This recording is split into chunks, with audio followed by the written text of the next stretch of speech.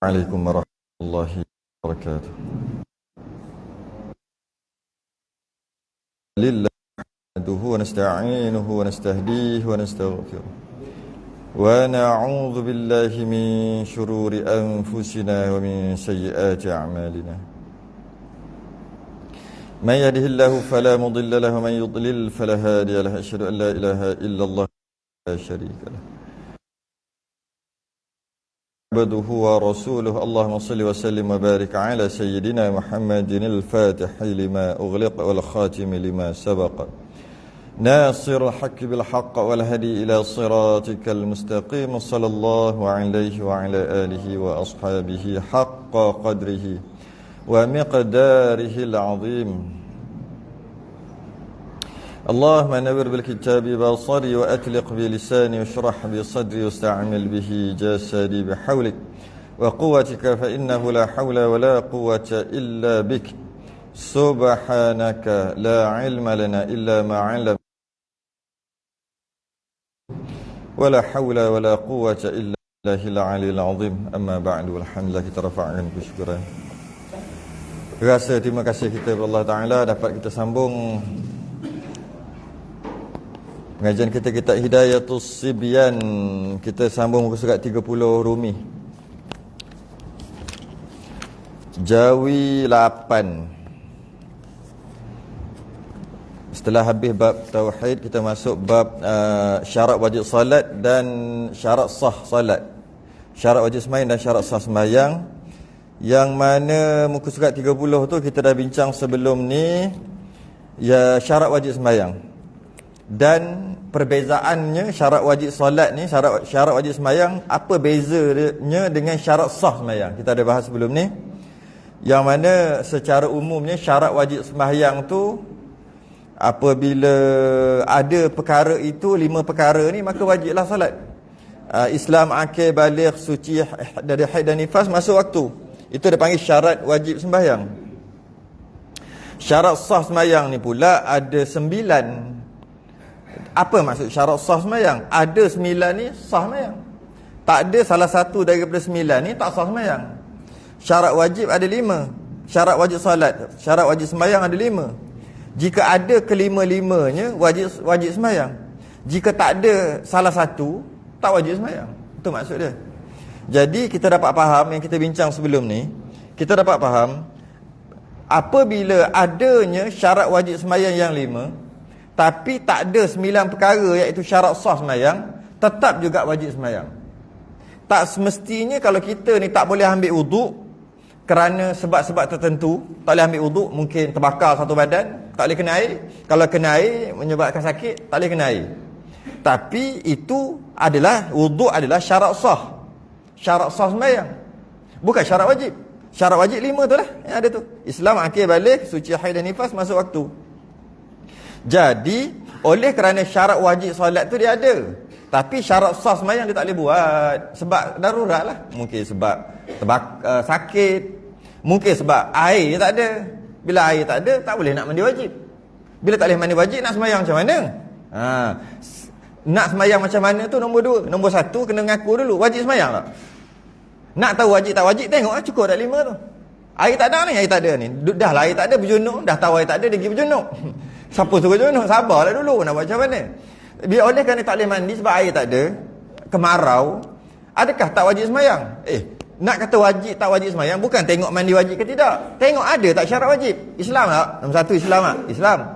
Cukup satu syarat. 2, ada akal tak? Nombor 2, akil, ada akal.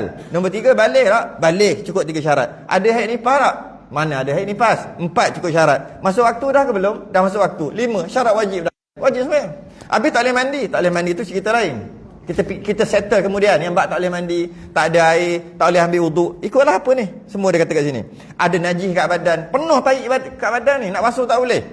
Wajib sembahyang tak? Wajib sembahyang bukan tengok tahi kat badan tu, tengok 5 syarat ni. Tak boleh duduk kat hospital tak larat sebab aksiden, tak boleh terlantar, kaki kena ikat sebab aksiden sebagai patah ke apa ke. Jadi nak sembahyang macam mana? Nak sembahyang macam mana tu nombor 2. Nombor 1 tanya dulu, wajib tak? Nak tahu wajib tak wajib, cukup tak 5 ni? Oh, dah tak Islam dah kafir. Okey, tak apa. Oh, Islam lagi tapi akal tak ada. Akal tak ada. Tak apa, tak sembahyang pun. Oh, Islam akil tapi tak balik lagi. Tak apa, tak sembahyang. Islam akil balik tapi ada haid nifas kalau orang perempuan. Tak payah sembahyang. Islam akil balik tak ada haid nifas tapi tak masuk waktu lagi. Memang tak payah sembahyang.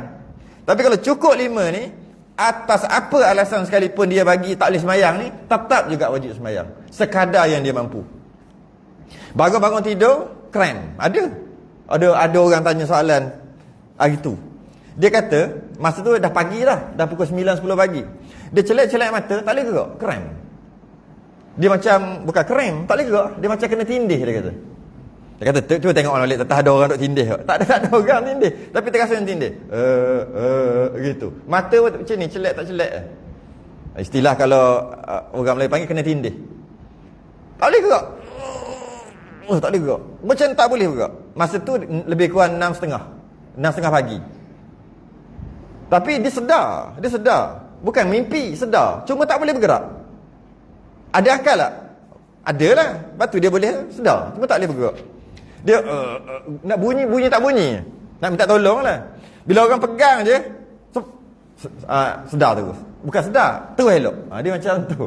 Dia kena ada orang pegang. Masalahnya dia kata dia selalu kena. Dia selalulah. Mungkin 2-3 bulan sekali. Kenapa dia kena tu, bab masalah apa dia kena tindih dengan jin tu, kita cerita bab lain. Kita nak cerita bab tu. Cara perubatan dia tu bab lain. Cerita sekarang ni 6.30 pagi kena, dan dia begitu jadi gitu sampai pukul 8. Jadi nak sembahyang macam mana? Patut kata tak sembahyang ke? Tanya dia balik, tak sembahyang ke? Dia telefon, dia tanya nak petua macam mana nak tidur tak kena tindih nanti lain kali. Tapi kita tak bincang petua tu. Kita nak bincang apa? Sembahyang tak masa tu? Dia jawab soalan apa? Dia jawab apa? Soalan tadi. Dia kata, nak sembahyang macam mana? Gerak pun tak boleh. Dia dah salah faham. Untuk kata wajib tak wajib sembahyang, bukan tengok bergerak ke tak bergerak, ada air ke tak ada air, ambil wuduk ke mandi wajib. Bukan. Tengok pada 5 syarat ni. Masa dia gitu, Islam tak?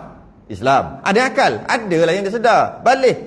Ada haid nifas? Tak ada. Masuk waktu? 6.30 dah. Cukup syarat. Sembahyang lah. Cara sembahyang tu kita bincang kemudian. Tapi kena mengaku dulu wajib. Itu beza syarat wajib dengan syarat sah. Habis tu nak sembahyang macam mana? Bak air tak ada, tak payah ambil wuduk. Tayamum, debu pun tak ada, tak payah wuduk, tak payah tayamum. Sembahyang gitu aja. Dalam masalah tak boleh bergerak, tak boleh bangun, sembahyang duduk. Dalam masalah ada najis, tak boleh suci sebab tak ada air, sembahyanglah dengan najis.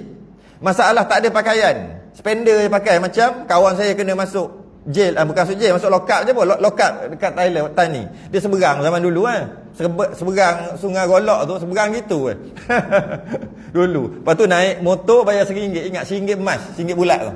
Saya ingat tu zaman saya RM1 bulat, bagi kat dia tengok, wah Malaysia, Malay, duit Malay. Dia suka naik belakang ni, dia hantar dekat sakit api. Golok. Dia santai ke sakit api, naik sakit api tu pergi, Allah pergi belajar Malay kat atas lagi. Sekali kena tangkap dah. Kita muka siang dia juga. Dia tak ada. Dia muka Melayu terus. Kita ada kat muka siang. Buat gipik-gipik mata gitu. Dia tak ada. Kenalah tangkap. Masuk dalam lokap beberapa hari. Kita bukan nak cerita tu. Kita nak cerita wajib sembahyang tak? Rupa-rupanya dalam tu pakai spender. Dia cabut habis. Tak boleh sembahyang lah. Nak sembahyang macam mana? Air ada. Tapi tak ada. Pakai spender. Tak tahu aurat mana boleh sembahyang. Dia salah faham dah. Nak kata wajib sembahyang tak wajib sembahyang, tak tengok pakai spender ke tidak. Tengok cukup tak 5. Cukup semua. Habis tu nak cari kiblat kat mana? Memang tak tahu kiblat. Dah lah cakap tak reti. Dia cakap bahasa dia, tak tahu kiblat. Kiblat tak kiblat nombor 2 sebab tak masuk ni. Sekarang ni tak tahu kiblat. Nak sembahyang macam mana? Tak tahu kiblat, tak masuk dalam 5 ni. Selagi ada 5 ni, maka wajib sembahyang. Kemudian oleh kerana masalah kiblat, mungkin kiblat tak tahu kiblat, pakai spender, malah telanjang bogel ke, tak kisahlah macam mana pun, sembahyang lagi tu. Sembahyang semampu yang mungkin. Tak ada baju, tak payah pakai baju. Ada baju, tak ada seluar, pakai baju tu jadikan seluar. Kawan saya buat tu, dia dapat akhir sekali lepas duduk 2 hari dia dapat baju orang yang dah keluar. Dia dapat, dia ambil baju, masa nak sembahyang tu, dia pakai ni, tangan ni dia masuk kaki dia. Ikat. Mana yang mampu? Betul sembahyang? Jadi kena sembahyang wajib ke? Wajib. Wajib macam mana dalam keadaan darurat? Darurat tak darurat. Cukup 5 ni wajib. Islam akil balik, suci haid nifas masuk waktu. Wajib. Macam mana nak sembahyang? Ikutlah keadaan dia. Kalau tadi tengah krem tadi, sembahyang gitu lah. Allahu akbar. Alhamdulillah. Allah gitu je lah. Tapi wajib, tetap wajib. Kena ikat kaki sebab apa? Simen, accident. Tak boleh gerak. Nurse tolong ambil uduk. Nurse kata layan aku banyak kerja lain. Anak-anak tak datang, isteri tak datang untuk tolong ambil uduk. Tak payah ambil uduk, sembahyang gitu lah. Tangan boleh gerak. Allahu akbar. Baca elok-elok. Kalau boleh capai air mineral, capai air mineral, ambil uduk sendiri. Kalau tak boleh, tak boleh. Tak boleh minta tolong orang tak nak tolong. Tapi wajib, tetap wajib sembahyang. Cara sembahyang tu sebagaimana yang dia mampu. Dia istilah mazhab Syafi'i, istilah dia panggil solat hormat waktu, nama dia. Iaitu solat yang wajib tapi syarat sah tak boleh sempurna. Macam aurat ke wuduk, tak boleh sempurnakan sebab darurat. Tapi wajib. Maka dia terkepit. Nak semayang tak sah sebab tak cukup syarat. Tak semayang berdosa sebab wajib semayang. Dah kepit. Bila dah kepit macam mana? Semayang gitu lah. Gitu. Itu kita dah bincang lepas. Itu ulangan je tu. Baik. Hari ni malam ni kita tengok syarat sah semayang tu apa. Tadi saya sebut tutup aurat, wuduk, mandi wajib. Itu secara umum. Ini kita baca satu-satu. Okey. Qala al-mu'allif rahimahullah ta'ala. B itu syarat sah semayang. Bermula syarat sahnya itu 9 perkara. Cukup 9 ni baru sah, tak cukup 9 ni tak sah. Okey. Yang pertama Islam. Jadi orang kafir yang cuba-cuba untuk sembahyang tak sah juga. Gitulah. Orang kafir cuba-cuba untuk puasa Ramadan tak sah. Sebab disyarat Islam. Habis tu orang yang puasa sebab nak melakukan pembedahan kat hospital kan puasa juga. Kita pergi melawat dia tulis puasa. Itu bukan puasa syarak tu puasa doktor. Tak makan sebab nak buat pembedahan kan. Jadi puasa tu tak sah. Tapi kena puasa jugalah, nanti doktor marah. Puasa tu tak sah. Puasa yang sah betul, dia niat betul. Malam tunya dia niat, memang tak makan sebagainya. Okay. Pertama Islam. Yang kedua akil. Ada akal. Yang kedua ada akal. Akil lah.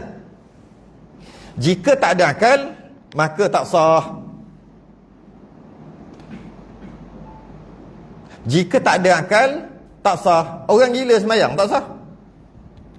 Budak yang tak ada akal lah, budak kecil, budak umur 3 tahun, kita panggil tak berakal lagi, 3-4 tahun tu. Maka tak sah dia sembahyang. Walaupun dia sembahyang, tak sah. Dia kena ada akal. Akal, kalau dia ada akal walaupun umur dia 5 tahun. Okay. Masuk akal, berakal tu, tak gila, tak nyanyuk. Kan? Okay. Tapi kalau dia belum baligh, tapi dia dah mumayyiz, dengan maksud kalau kita kat Malaysia ni lebih ke umur 6 tahun lah. 6 tahun tu dah mumayyiz. Mumayyiz ni dia tahu benda tu buruk, benda tu baik. Kalau ada kereta laju dia tahu, takut bahaya. Sakit dia tahu, najis, kotor dia tahu, makan dia tahu, macam itulah sebagainya. Dia tahu beza, maka namanya mumayyiz. Biasanya 5-6 tahun lah, biasanya. Tak ada yang lebih pada tu lagi.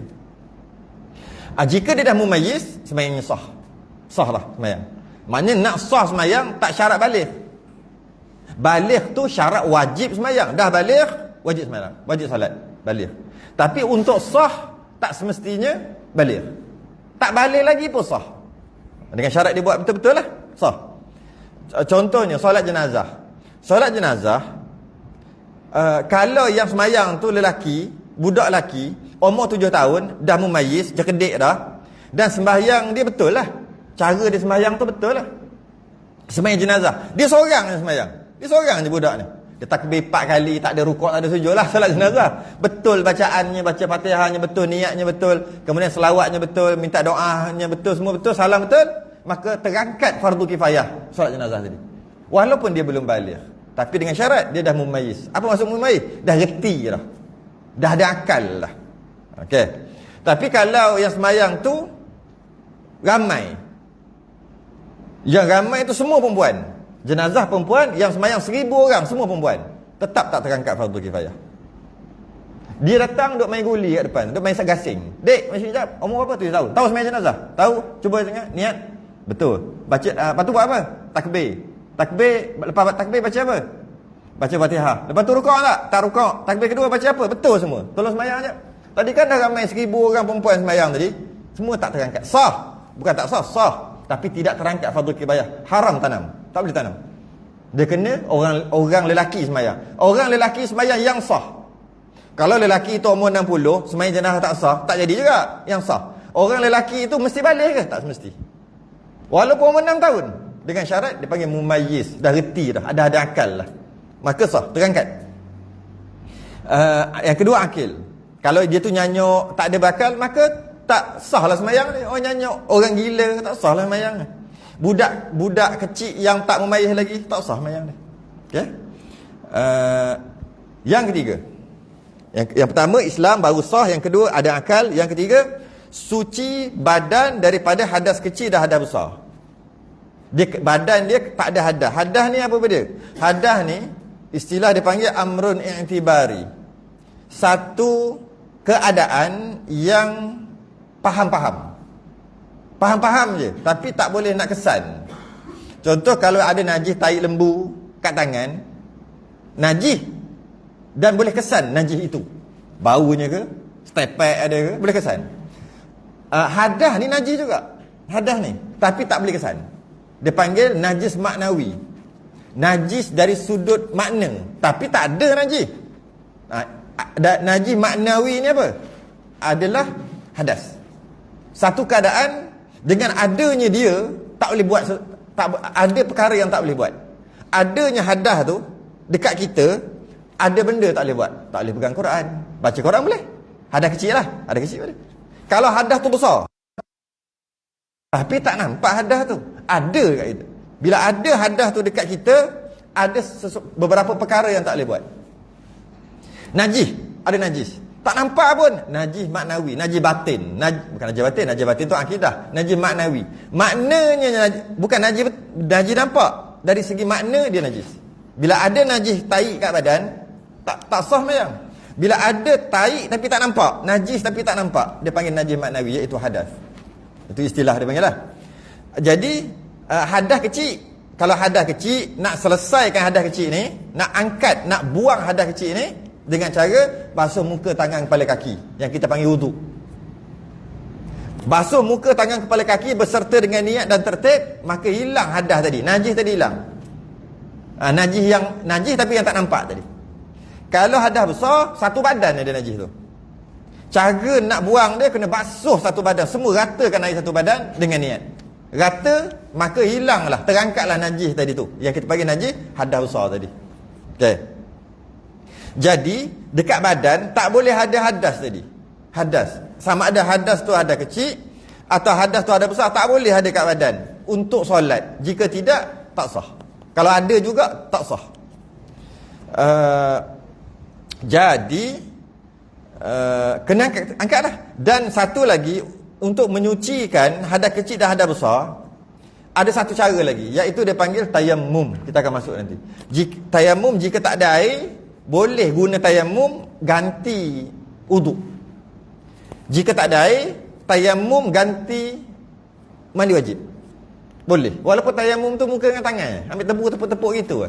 Tapi boleh ganti dengan syarat tak ada air. Jadi ada tiga lah. Nak sucikan badan daripada hadas kecil dan hadas besar, ada kecil, ada besar, ada dua cara. Ada tiga cara. Pertama, uduk kalau hadas kecil. Yang kedua, mandi wajib jika hadas besar. Yang ketiga, tayammum sama ada hadas kecil pada hadas besar. Dia pukul sekali. Boleh. Dua-dua boleh. Itu kita akan masuk nantilah bab tayammum. Okey. Yang keempat, tak ada perkara ni, tak sah sembahyang. Yang ketiga, suci daripada hadas kecil hadas besar. Yang keempat, suci badannya, pakaiannya dan tempat sembahyangnya. 3. Badan, pakaian, tempat sembahyang, daripada najis yang tiada dimaafkan dia. Tempat, badan kita tahulah, badan kita lah semua lah. Okay? Pakaian yang kita nak pakai, sama ada pakaian yang kita pakai sarung, ataupun letak sarung kot bawah, sarung kot atas, ataupun letak saja, dia panggil pakaian juga. Ataupun letak, dia panggil pakaian. Termasuk juga spek. Spek tu bukan pakaian tu, tak? Maksud syarak pakaian lah tu. Spek, apa yang dipakai? Pakai apa lagi? Contact lens, kau ada pakai contact lens, tu kira pakaian. Kalau apa ada dekat badan dia, apa ada dekat baju dia, pakaian dia, sama ada yang ada tu termasuk juga dalam poket. Dikira pakaian. Ada tai kambing 2 ketul dalam poket. Dikira macam pakai tai kambing. Gitulah. Apa yang ada di badan dan di pakaian. Sebab apa saya sebut ni? Sebab apabila ada, dia kata suci badannya, suci daripada najis yang tidak dimaafkan. Bila ada najis dekat badan, dalam poket, tak usah. Tadi saya bagi contoh, tai kambing. Sebenarnya, najis bukan tai aja. Kelekatu. Sayap kelekatu. Najis tu. Sayap je. Ada dalam poket, tak usah main. Betul orang tua dulu, sebab dia pakai baju Melayu, ada 3 poket. Sebelum dia sembahyang, mesti dia terbalik ke kibah. Mesti dia buat gitu. Sebab zaman dulu, lampu, lepas tu, tepi hutan ke apa ke, ada banyak kekatu, dia tahulah. Kita kalau tak banyak kekatu, mungkin ada semut. Tak boleh. Ini tidak dibahas panjang dalam masalah najis ni. Saya rasa tak bahas panjang dalam masalah najis. Yang kalau nak bahas panjang kena tengok kitab lain. Adalah. Oh ada. Kita akan bahas nanti. Ni. Ada. Muka surat 50-51. Jadi ada najis disebut di sini. Yang keempat tu suci badannya, pakaiannya dan tempat sembahyang. Tempat sembahyang tu apa? Ketika dia sembahyang, badannya atau pakaiannya akan bersentuh tempat tu. Itu namanya tempat sembahyang. Bukan sejadah. Kalau kita letak sejadah, kita sembahyang. Ketika berdiri, tempat sembahyang kita tempat kaki je. Itulah tempat sembahyang. Ketika sujud, dia besar sikit. Tangan, lutut yang kena tu lah. Kalau pakai jubah besar, kalau orang perempuan, dia pakai kain besar tu, kain telekung besar tu, maknanya orang perempuan punya tempat sembahyang besar sebab yang jatuh. Walaupun keluar daripada sejadah. Kan kain ni besar, sejadah besar ni. Sebab dia pakai kain besar masa sujud tu, keluar sejadah. Keluar sejadah tu nama tempat sembahyang juga. Tempat sembahyang bukan yang kita kata okey ini sejadah, ini tempat sembahyang, bukan. Yang badan atau pakaian kita kena, itulah tempat sembahyang. Kalau orang lelaki dia pakai baju biasa, tak pakai jubah, pakai baju biasa, pakai semua, ketika dia sujud, bawah pusat dia, bawah perut dia tu tak kena. Itu bukan tempat sembahyang. Kalau ada najis di bawah tu pun tak ada masalah. Sah. Apa maksud tempat sembahyang? Tempat yang kena badan ataupun pakaian ketika sembahyang. Itu tempat. Itulah maksud tempat sembahyang. Kalau dia sembahyang kat tepi, dia punya ni lengan dia kena dinding. Dinding tu tempat sembahyang. Kalau dinding tu ada najis, tak sah. Jadi tempat sembahyang adalah tempat yang masuk dinding ada najis, bukan yang najis duduk kat atas. Najis dekat dinding tu lah. Kalau atas tu najis tu atas. Nanti faham tak? Najis ada kat sana. Mu sentuh dinding. Tak sah. Sebab najis ada di situ. Tu dinding juga. Bukan. Takut salah faham lah. Bukan. Maksud di dinding yang ada najis tu lah. Di tempat lain yang tak kena, bukanlah. Tempat yang kena dia. Kena dengan pakaian atau badan. Mana-mana satu. Kat situ ada tai cicak kering. Kering lah, lekat. Di sini dia sembahyang tepi, kena situ. Tak melekat kat dia, kena je. Tak sah sembahyang lah. Tak sah. Tapi kalau dia kena dinding tapi tai cicak duduk sini, tak apa. Tak ada masalah. Tu tak ada. Tapi kalau dia duduk atas, dia tempat lain lagi tak ada masalah. Dia dalam bumi ni penuh dengan najis. Bersambung lagi. Tak ada masalah. Yang kita kena dengan dia. Kena najis. Yang ini kita akan bahas balik ni, muka surat 50 lebih ni, bab najis. Cuma yang menariknya, dia kata kat sini, suci badannya dan pakaiannya dan tempat sembahyangnya daripada najis. Kita faham daripada najis. Tapi dia sambung lagi. Najis yang tiada dimaaf. Dapat kita faham, adalah najis yang dimaaf. Kalau ke tengah sembahyang ada najis, tak sah. Jadi tak perlulah kata najis yang tiada dimaaf. Sembahyang kena je najis, tak sah. Tapi tak kata gitu. Dia kata apa? Sembahyang kena je najis yang tidak dimaaf, maka tak sah. Maknanya, istilah apa? Makna di sebalik. Istilah fiqh dia panggil mafhum mukhalafah. Dia cakap gini, tapi dapat faham maksud lain. Dia kata, jika sembahyang, tengah sembahyang tu baju kita ke kena najis yang tidak dimaafkan, maka tidak sah. Kita dapat faham apa? Jika kena najis yang dimaafkan, sah. Soalannya, najis yang tidak dimaaf tu macam mana? Najis yang dimaaf tu macam mana? Tu kena ngaji bab najis lah. Nanti kami tak terang, dia kata. Pandai-pandai cari kita lain. Gitu lah. Tapi nak terang pun boleh lah. Sikit lah. Contoh sikit. Sikit. Dia banyak lagi, ni sikit ni. Contoh sikit, najis yang dimaaf dengan najis yang tak maaf. Yang pertama, najis yang dimaaf dia banyak bahagi. Pembahagian. Najis yang dimaafkan, istilah dia panggil gini, najis dimaafkan nisbah semayang. Nisbah, diguna perkataan nisbah. Nisbah ni macam najis yang dimaafkan apabila semayang. Tu maksudnya. Tapi dalam kitab-kitab dia tak kata gitu. Najis yang dimaafkan nisbah semayang. Maksudnya najis tu dimaaf kalau kena ketika semayang. Istilah dia panggil nisbah. Saya guna perkataan tu jugalah. Najis yang dimaafkan nisbah semayang. Kalau kena pun maaf, sesah semayang.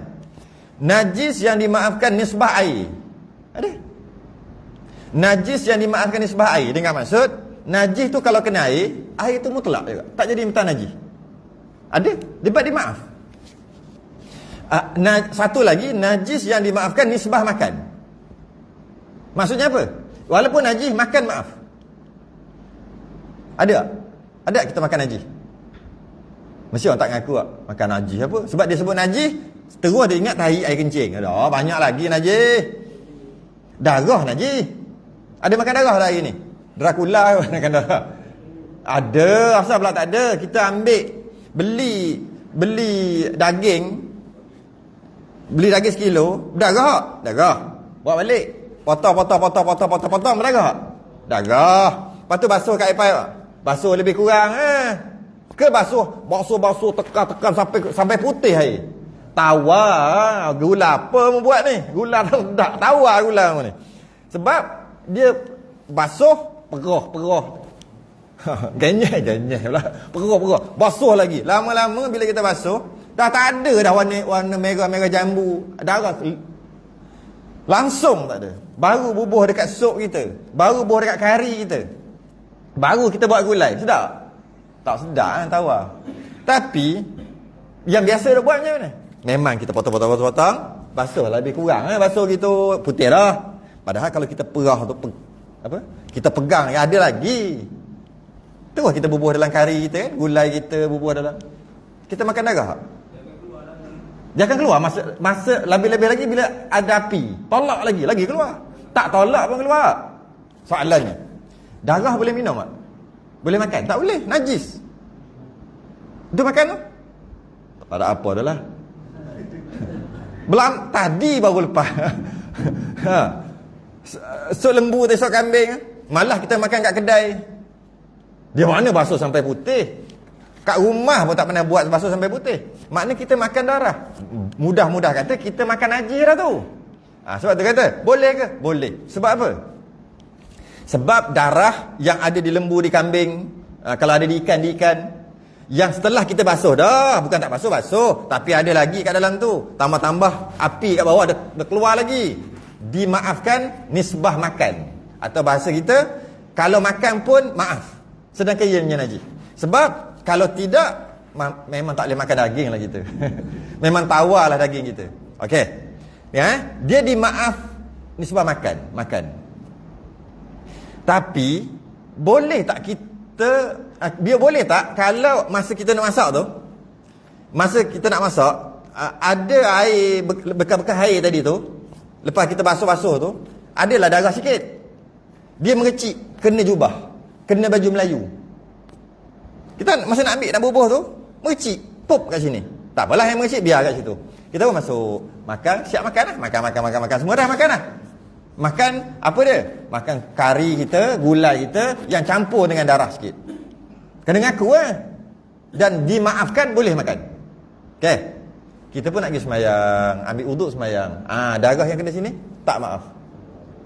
Tak maaf ni sebab semayang. Katalah besar ni. Ataupun kecil-kecil tapi 3-4 titik. Campur-campur adalah besar ni. Begitulah. Adakah semayangnya sah? Tak sah. Sebab darah tadi adalah najis yang tidak dimaafkan nisbah semayang. Ataupun tak dimaafkan jika ada ketika semayang. Tapi darah itu yang ada di daging, jika makan, dimaafkan nisbah makan. Pak? Okay. Itu sebab dia kata najis yang tiada dimaafkan. Walaupun kata, tadi kita telan, belambak kita tekan. Kalau nak kira banyak darah-darah kita telan sekali dengan sup tu, silap-silap, mau satu sudu darah tu. Kita kata gitulah, kita anggar-anggar. Ini kena banyak tu juga dekat baju, sahlah juga sembahyang. Sebab makan pun boleh, takkan tak sah kot. Kejap, sabar. Dari segi makan, ia dimaafkan. Sebab susah untuk kita buat. Susah untuk, kalau tak maaf, payah kita nak buat. Islam ni tak menyusahkan. Tapi kalau kena baju, kena basuh. Sebab dia tak maaf nisbah sembahyang. Dia hanya maaf nisbah makan. Malah maaf nisbah makan tu bukan bila nak maaf nisbah makan boleh makan je darah-darah tu. Bukan. Ada juga yang tak boleh. Contoh nak ambil ni dah basuh daging tu, dah putih dah daging tu, air tu dah putih dah. Tapi kalau kita perah ada lagi. Okey? Kita nak bubuh ni. Kalau kita bubuh memang boleh makan. Masa kita nak bubuh tu kita ambil kejap-kejap, ambil gelas kita perah dulu. Perah. Bubuh dalam gelas. Merah jambu air dia. Lepas tu bubuh daging tu. Kita ambil tadi kita minum gok. Rupanya apa? Haram. Padahal kalau kita bubuh sekali, lah kali minum itu juga sup tu. Tapi tadi mudah dah, mau boleh buang. Asal dah minum.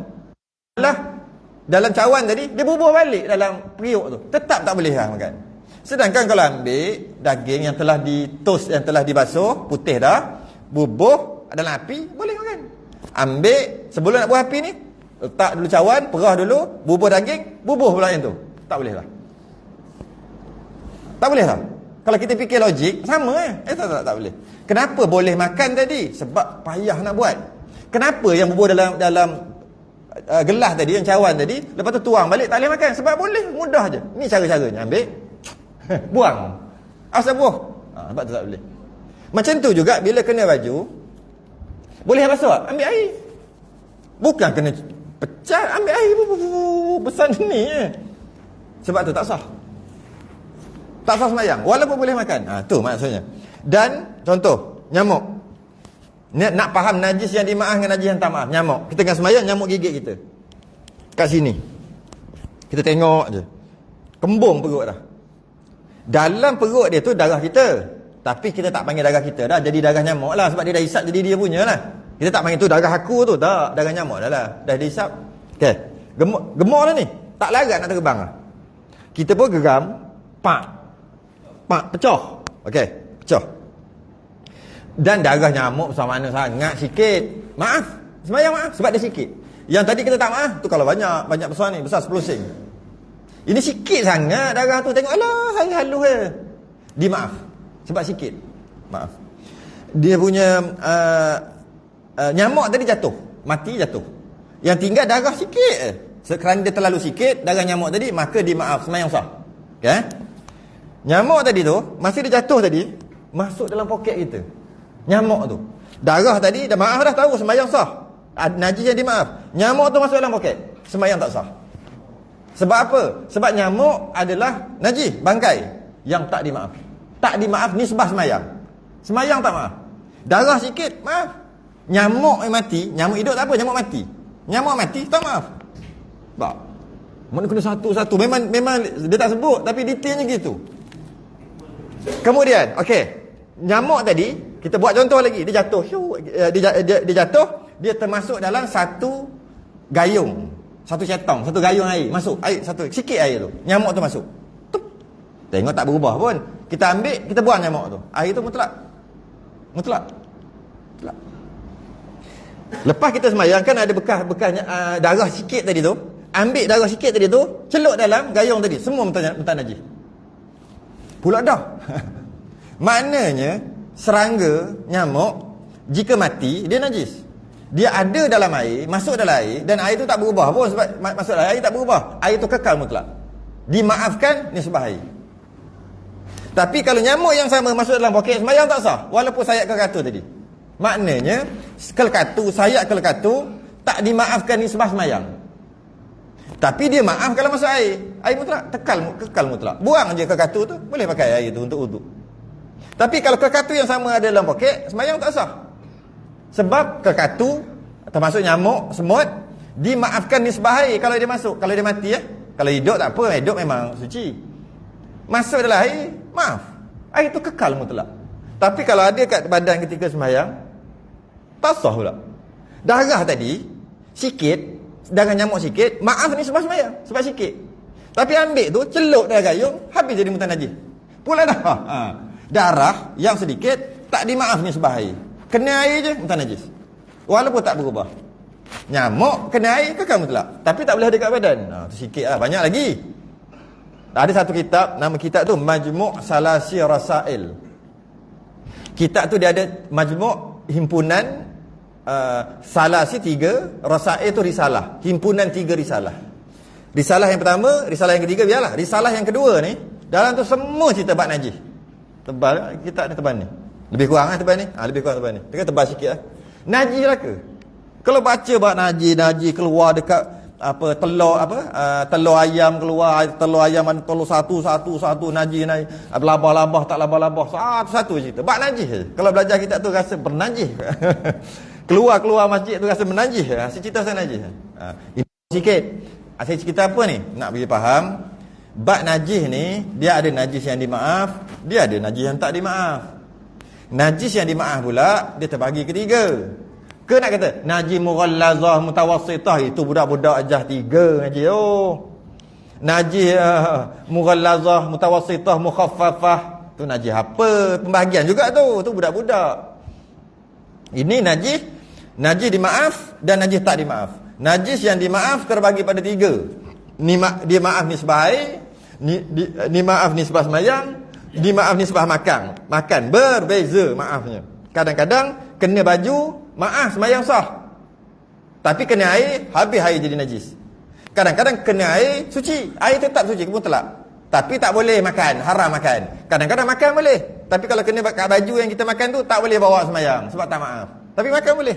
Dia bergantung. Dan perkara ni panjang cerita, saya cuma nak fahamkan kenapa pengarang kita tulis yang keempat, suci badan dan pakaiannya dan tempat semayangnya daripada najis yang tiada ni maaf. Bukan saja-saja bagi tahu. Yang tiada dimaafkan dia. Habis. Yang kelima, syarat sah sembahyang yang kelima.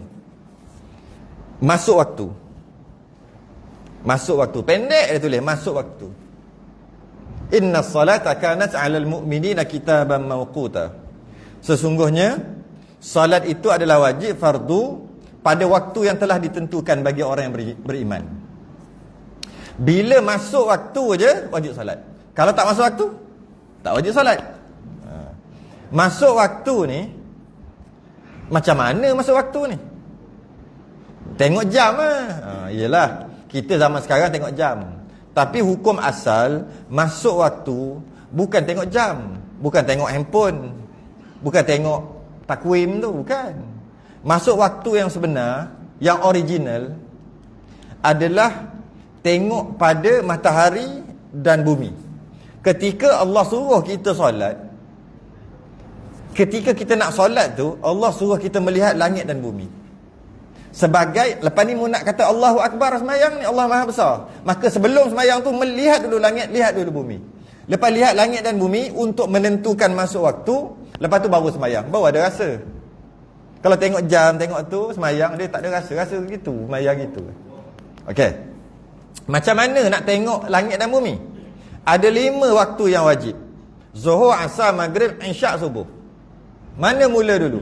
Bila kita nak bilang, kita mula subuh dulu ke, Zuhur dulu ke, Asar dulu, Maghrib ke, Isyak dulu? Zuhur. Subuh, Zuhur, Asar, Maghrib, Isyak gitu. Salah. Ni kira je, itu kiraan, tak berdosa pun. Tak berdosa pun, kiraan salah. Macam mana kita nak kira? Kita nak kira tu, cara kita kira adalah kita tengok sembahyang Zuhur, Asar, Maghrib, Isyak, Subuh ni, yang pertama sekali yang ada atas muka bumi apa? Kita kira tu dulu lah. Boleh je nak kira Maghrib dulu pun, tapi logiknya solat yang nombor 1, bukan nombor 1, yang pertama, solat 5 waktu yang pertama pernah terzahir, terada dalam di atas muka bumi ni, solat apa dulu? Mesti 5 waktu tu ada dulu. Mana sembahyang 5 kali, kan? Jadi makna lepas Nabi Isra' Mi'raj, Nabi turun tu lah. Nabi turun, Nabi pergi tu waktu dekat-dekat subuh lah, belum subuh lagi, malam tu dekat-dekat subuh. Nabi turun waktu subuh. Betul lah. Sabar dulu. Nabi turun waktu subuh, Masjidil Harami ilal Masjidil Aqsa, naik burak, kena naik langit sampai ke 7. ambil semayang, turun naik 9 kali sebab 50 lah. Ni kita cerita tayang Islam Merah baru kita cerita nanti. Panjang lebar. Turun naik 9 kali sebab nak minta diskaun. Akhir sekali lelaki dapat 5 lah semayang. Daripada 5 ni turun sampai ke Masjidil Aqsa, kemudian naik borak pergi ke Masjidil Haram balik. Masa turun daripada langit ketujuh, turun balik ke Masjidil Aqsa tadi, semayang dulu kat situ. Waktu subuh, tapi bukan semayang subuh. Semayang bersama dengan roh-roh para nabi-nabi yang lain. Nabi kita jadi imam. Tapi semayang waktu tu bukan semayang subuh. Pada waktu subuh, tapi bukan subuh. Sebab apa tak semayang subuh? Sebab yang diterima adalah kewajipan semayang, iaitu 50. Akhir sekali jadi 5. Cuma terima wajib sehari semayang 5. Cara semayang tak diajar. Cara nak semayang, nak berdiri ke, berguling ke, apa ke, macam mana semayang ni? Duduk saja ke, semayang pakai niat ke? Sebab ada orang semayang pakai niat. Oh, sedap semayang niat tu. Ada orang tu. Sedap dia. Okey. Macam mana cara semayang? Tak ajar lagi. Siapa ajar? Jibril ajar. Waktu tu Jibril tak ajar lagi. Yang Nabi semayang tu, semayang dengan cara waktu tu lah. Sebelum dia ajar. Bila Jibril mari ajar Nabi, Jibril mari ajar, Nabi tunggu lah. Lepas habis semayang waktu subuh. Tapi bukan semayang subuh. Kemudian Nabi daripada Masjidil Aqsa pergi balik Masjidil Haram. Ketika sampai Masjidil Haram, waktu tu Nabi termenung depan rumah. Macam mana? Dan Allah perintah untuk bagi tahu, perjalanan hari ni kau kena bagi tahu dekat umatmu. Termenung Nabi. Macam mana nak cakap? Dahlah sebelum tu 11 tahun lebih Nabi berdakwah. 11 tahun 8 bulan 13 hari baru Isra Mi'raj.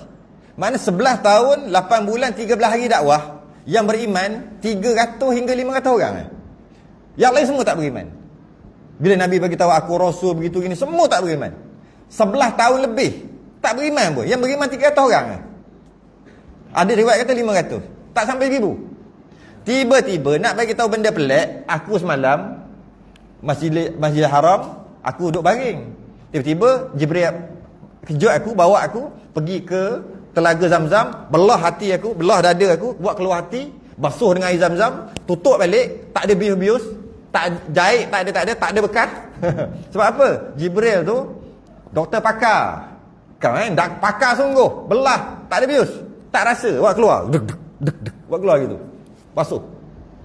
Dengan air Zamzam. Masukkan iman dan hikmah. Tutup balik. Tak tutup apa? Tak ada kesan.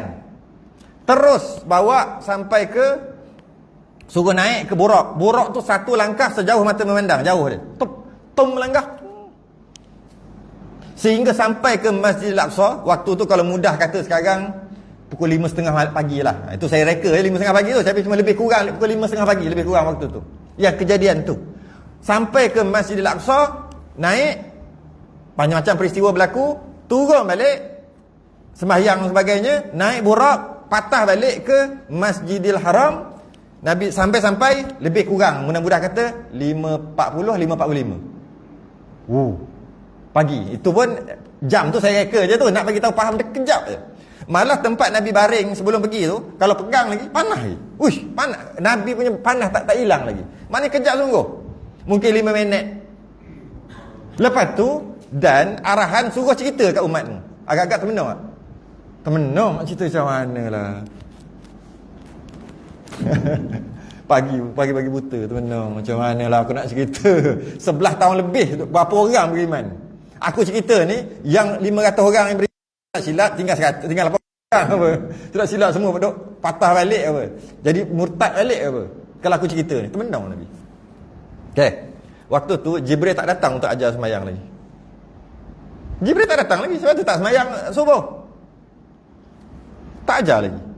Akhir sekali macam mana? Allah nak bantu mudah. Kalau Allah nak bantu mudah. Macam mana? Masa tengah fikir macam mana nak cakap. Pertama macam mana nak cakap. Yang kedua, macam mana aku nak kumpulkan ramai orang untuk datang. Sebab bila kata, wahai penduduk Mekah, bila kata gitu je orang tahu dah. 11 tahun lebih dah aku dengar. Kalau aku panggil berapa orang jadi nanti? Macam mana nak kumpul? Macam mana nak viralkan ini cerita? Macam mana? Benar. Allah nak tolong mudah. Tiba-tiba Abu Jahal lalu. Nampak Abu Jahal biar Syiah ayat, tapi sebenarnya bantu Abu Jahal. Sebab Allah nak bantu dia gitu weh. Macam mana Abu Jahal cakap? Apa cerita hari ni Muhammad? Ada cerita baru tak? Cerita apa-apa? Biasa lah, dia nganyi lah Abu Jahal. Ada cerita baru tak? Ada. Apa dia? Semalam aku pergi Masjid Haram ke Masjid Aqsa. Lepas tu aku balik dalam masa 10-15 minit. Kejap, jangan sambung, kata Abu Jahal. Kejap. Aku akan kumpulkan orang. Abu Jahal pembesar-besar. Dia viral kejap, masuk WhatsApp kejap. Waktu ni WhatsApp lah waktu tu. Penuh orang. Senang Allah nak tolong. Kalau Nabi nak kumpul tak boleh. Nak kumpul macam mana? Bawah penduduk semua orang Muhammad ni gila, Muhammad ada 11 tahun lebih.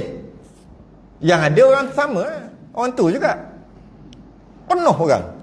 Sebab menteri panggil. Dia menteri waktu tu. Menteri panggil. Takkan menteri panggil tak berkumpul? Berkumpul lah. Ramai. Nabi pun pergi kat satu bukit.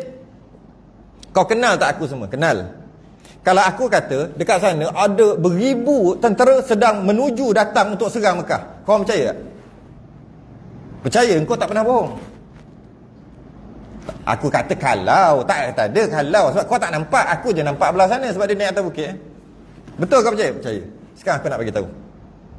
Semalam aku pergi Masjidil Haram ke Masjidil Aqsa. Tak cakap naik langit lagi. Baru cakap Masjidil Haram ke Masjidil Aqsa je. Oh, Muhammad pembohong, tukar. U-turn masa tu juga. Tadi kata percaya. Mu daripada kecil lagi orang percaya. Kalau barang-barang tu, barang-barang kami nak berdagang, kalau kami simpan dekat Abu Jahal, Abu Lahab, memang sapuh, tak boleh tak kembali balik barang kami. Kami letak dekat kamu pegang. Dan kami balik lepas beberapa bulan, ada bank, Nabi jadi bank, dipercayai. Kami percaya, kau tak pernah cakap bohong. Bila cakap je semalam aku Masjidil Haram ke Masjidil Aqsa, Allah yang bawa, dia dengar ayat-ayat agama gitu. Bohong dah, Muhammad pembohong. Baru tak sampai seminit. Itulah sikit kisah. Kisah tu sambung Isra Mi'raj nanti. Jadi Jibril tak datang. Nabi tunggu sampailah waktu Zuhur. Jibril datang. Nabi tanya, engkau tinggalkan aku? Kan Nabi naik itu semua dengan Jibril. Sampai langit ketujuh baru Jibril tak boleh naik atas lagi. Tapi Jibril yang jadi peneman Nabi. Lepas turun hilang terus Jibril tu. Bila ada ni? Lebih kurang 1.5 waktu Zuhur kan? Jibril pun ada. Dia kata, ya Muhammad, semayang. Maka semayang pertama adalah Zuhur. Jadi kalau nak sebut Zuhur dululah. Zuhur, Asar, Maghrib, Isyak, Subuh. Bukan sebut Subuh dulu. Dekat ujung Subuh, Zuhur sampai Subuh 11 rakaat. Tak nak kira. Pemain bola satu tim berapa orang? Oh, ingat tu, sebelah orang, ingat orang. Sembahyang kita 5 kali tu, satu hari tu, berapa belah rakaat? 17. Yang last kali ada apa? Rakaat yang ke-17. Yang special tak ada yang lain. Ada kunun, ada doa. Sebab tu dia duduk last kali. Sebab last kali doa pada mazhab Syafi'i. Sebab itulah hikmahnya ada kunut kita. Sebab itu adalah rakaat terakhir. Lepas ni habis dah rakaat untuk hari ini. Maka last kali kan biasa last kali kita doa. Habis musyarat last kita doa. Habis kuliah last kita doa. Doa kat tangan, doa tangan. Jadi doa lah, doa. Doa. Ujung. Jadi bermula Jibril datang ajar Zuhur. Awal waktu. Lepas tu Jibril pergi. Masuk asar, Jibril mari tu pula. Ajar lagi. Maghrib, Isyak, Subuh. Awal waktu. Jibril datang. Esokkan hari, Jibril, Nabi tunggu-tunggu, Jibril tak datang dah. 1.5 tak datang. Sudah tak datang pula Jibril ni. Pukul 2 tak datang. Pukul 3 tak datang. Pukul 4 tak datang. 4.5. Saya buat contoh je pukul tu. Masa tu tak ada pukul-pukul berapa. 4.5 tu maksudnya 4.40 tu asar. Lebih kurang 4.5 sampailah Jibril. Ingat kan tak datang dah. Dia kata, ya Muhammad, kum fasali. Jom bangun semayang. Dia pun semayang. Sembayang, habis semayang Zuhur. Habis semayang tu Jibril kata apa? Semalam dengan hari ni, itulah jarak nak semayang. Mana-mana pun boleh. Awal tu afdal, tengah boleh, ujung boleh. Janji jangan lebih. Dan begitulah ujung asar, Jibril datang balik. Ujung maghrib, ujung isyak, ujung subuh. Maka Nabi tahulah jarak tu itulah jarak boleh semayang tu. Semayang awal baguslah, tengah pun sah juga, ujung pun sah juga. Janji jangan keluar waktu. Itu masuk waktu. Sikit cerita masuk waktu. Masuk waktu Zuhur apabila gelincir matahari. Dia panggil zawal. Ketika matahari, ni kita duduk sini. Ketika matahari naik, naik, bayang-bayang kita ke sana. Yalah, matahari kat sini, bayang kat sini lah. Ni terbit. Bayang-bayang kita ke sini. Apabila bayang-bayang kita ke sini, menandakan Zuhur tak masuk lagi. Ini hukum asal. Yang jam tu, itu kiraan ilmu falak. Itu bukan original, tapi boleh pakai. Bukan tak boleh, boleh. Ini yang original. Asalnya. Naik. Matahari, bayang-bayang kita ke sini lah. Sebab matahari naik ni. Sehinggalah duduk sini, betul-betul atas ni, masa tu bayang-bayang tak ada. Sebab bayang-bayang duduk bawah tapak kaki kita. Dia panggil istiwa. Okay. Yang kita panggil khatul istiwa. Ialah tu, khat istiwa. Last sekali jadi bahasa Melayu, katul istiwa. Hilang bunyi Arab tu, katul istiwa. Dia khat istiwa. Sambung khatul istiwa. Khat tu apa khat? Garisan. Ya, khat yang tulisan garisan cantik tu, macam tulisan khat tu kan. Khat tu adalah garisan. Istiwa tu adalah tengah. Khatul istiwa adalah garisan tengah. Bila duduk atas, istiwa dia panggil. Waktu tu betul-betul atas kepala. Zuhur tak masuk lagi. Bila matahari tadi gelecoh, ada panggil gelecoh dah. Gelincir. Gelincir sikit masuk sini. Matahari duduk sini dah. Bayang-bayang ada kat sini dah. Tadi bayang-bayang ke sana. Bila bayang-bayang ke sini, cep nampak bayang-bayang, dah masuk Zuhur. Tu asal masuk Zuhur. Dia panggil zawal ataupun gelincir matahari. Matahari gelincir. Okey. Terus matahari terus. Maka bayang-bayang memanjang, makin memanjang bayang-bayang sini sebab matahari makin turun. Ni nak terbenam ni. Makin turun, matahari makin panjang, makin panjang.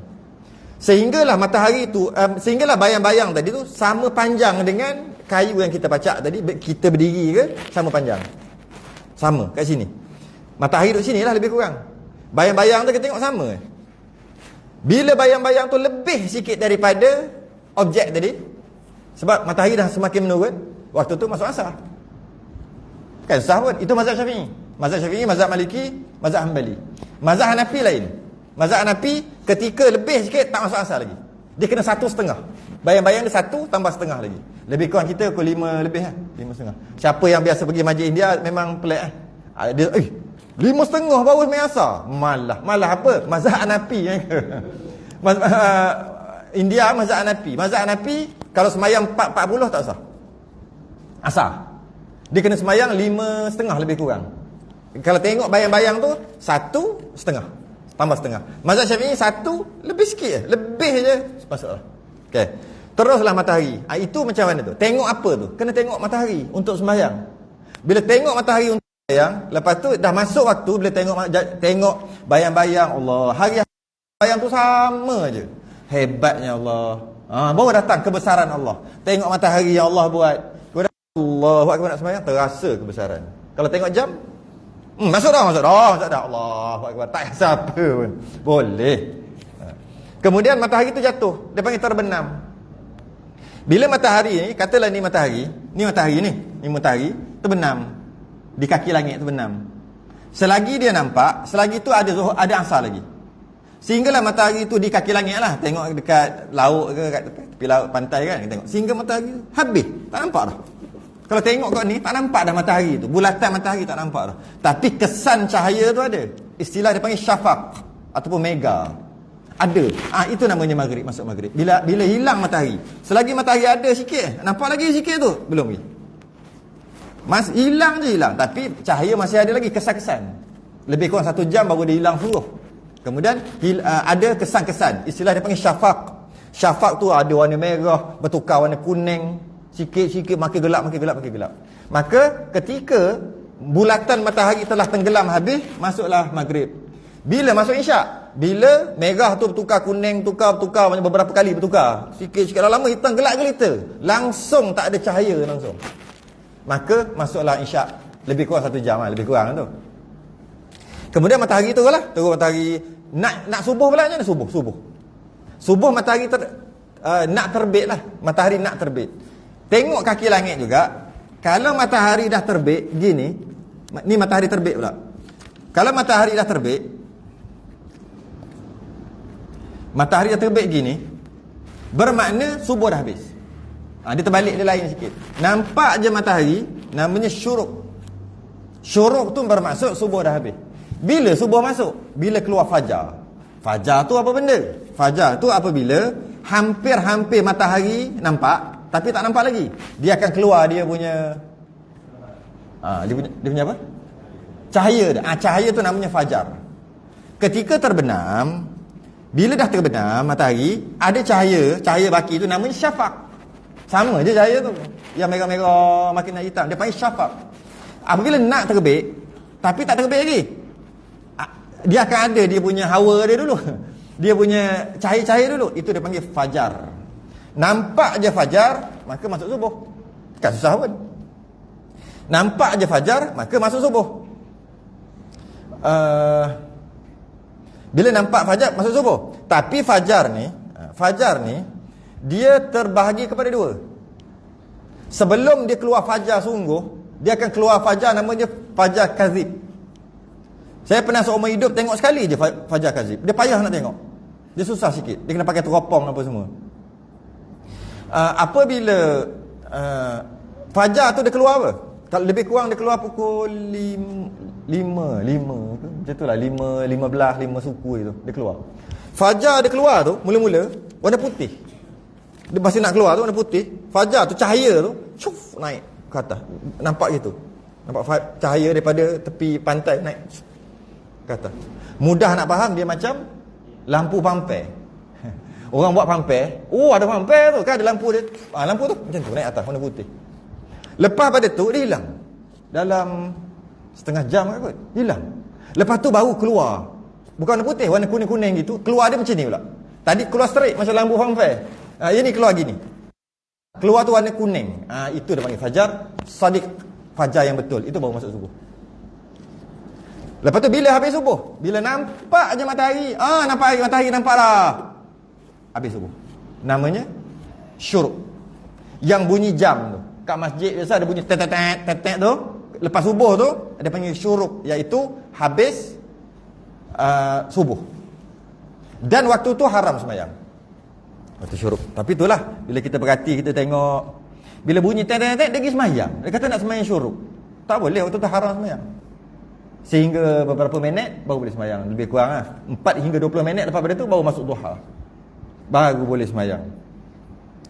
Tu baru masuk waktu. Pukul apa dah? Habis dah, cukup dah masa ni. Ingatkan dapat habis kan? Tak habis kok. Masuk waktu baru. Okey.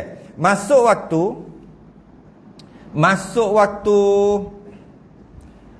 waktu Zuhur, Asar, Maghrib, Isyak, Subuh kita tahu dah. Masuk waktu duha pula bila? Masuk waktu duha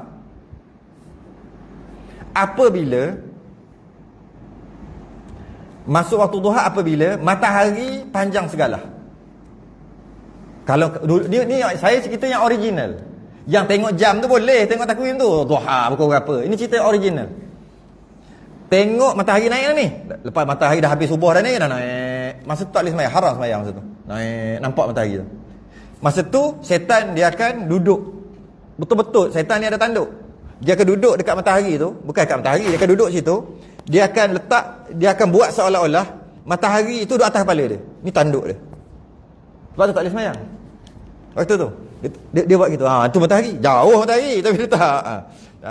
Jadi time orang yang sembah matahari, dia sembah time tu, dia panggil majusi. Dia sembah matahari time tu, dia sembah. Dia tak boleh sembahyang. Dia sembah api. Lepas ada matahari tak ada, dia sembah api pula. Lepas tu ada matahari, sembah matahari. Sembahyang dia waktu tu lah. Waktu dia sembahyang, waktu tu. Yang api kita buat apa? Larian obor tu kan. Olimpik obor tu. Itu Tuhan dia tu. Kita bawa habis ke negeri-negeri yak. Jangan bagi padam ah. Tu. Api tu tak pernah padam. Memang patut, bukan memang patut. Memang bukan logik juga. Memang tak salah, tapi orang kata Tuhan sebab api tu tak pernah padam. Daripada dulu lagi tak pernah padam sampai sekarang. Dia sentiasa tukar. Jadi ambil, tukar. Bila tukar, nyala sini. Maksud tak pernah padam tu lah. Bukan duduk gitu tak pernah padam. Bila nampak kecil-kecil, pengikut dia ambil, mak bubuh, tukar part lain pula. Tak pernah padam. Sekali je padam. Bila? Ketika Nabi SAW lahir. Masa tu padam. Puah dah cucuk. Cucuk. Menandakan agama Majusi ni nak hilang lah. Tapi kita bawa pula larian obor, bawa api sampai negara kita. Pelik kita ni. Tak kerti sejarah. Duha, bila kita tengok matahari tu naik, kita ambil segalah. Ambil galah dulu. Atau satu tombak, lembing, pacak. Kalau matahari tu naik lebih daripada tu, maka boleh sembahyang duha. Masuk waktu duha. Lebih kurang 8 kot. Lebih kurang lah. Kira 7.50 kot. Tengok juga subuh ke apa, habis ke apa. Masuk waktu tu, masuk waktu duha. Tu yang sunat lah. Masuk waktu tarawih. Dah, nak habis lah. Dah, kita berhenti kat situ. Tapi jawab dulu yang tu. Masuk waktu tarawih. Bila masuk waktu tarawih? Isyak. Selepas, masuk isyak lah. Selepas isyak ke selepas sembahyang isyak? Lain tu. Setelah masuk waktu isyak. Kan? Setelah sembahyang isyak. Lain. Setelah masuk waktu isyak, azan isyak dah. Tarawih dulu, boleh? Tak boleh, tak boleh.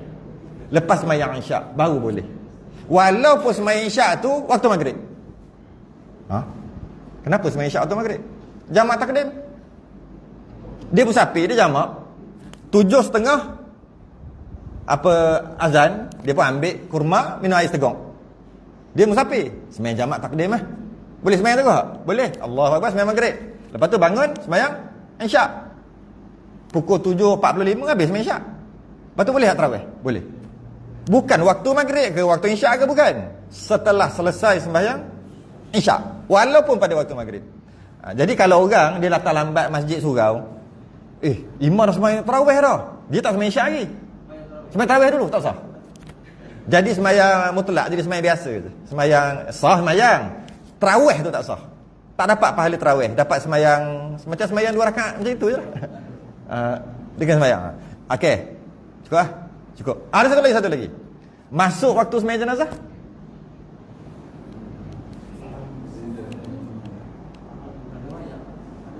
Ada jenazah aja boleh sembahyang. Meninggal dah. Innalillahi, kesian, sabar ya, ayah kau dah meninggal. Allahu Akbar. Boleh tak?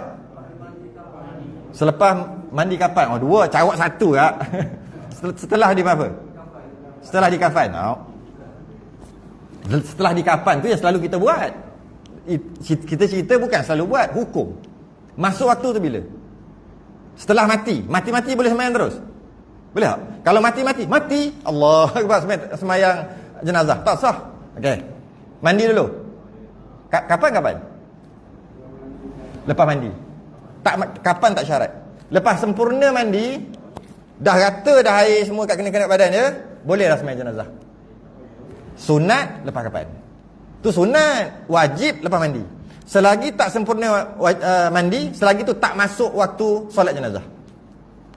Sempurna mandi, dah mandi. Lepas tu belum lagi nak ambil air 9. Air 9 lah, air apa lah, tak apalah. Tapi mandi dah sempurna, dah sah dah mandi, boleh dah sembahyang. Allahu Akbar, boleh dah. Tapi afdal sunat tunggu lepas kapan selesai baru sembahyang. Tapi kalau soalan bilakah masuk waktu solat jenazah, jawapan yang betul adalah setelah selesai mandi, setelah sempurna mandi, bukan setelah kapan. Kalau jawab setelah kapan, pangkah. Bilakah disunatkan untuk sembahyang jenazah? Setelah kapan baru betul. Wallahu alam. Menghadap kiblat akan datang. Kita sediakan tasbih kafarah dan subhanakallah.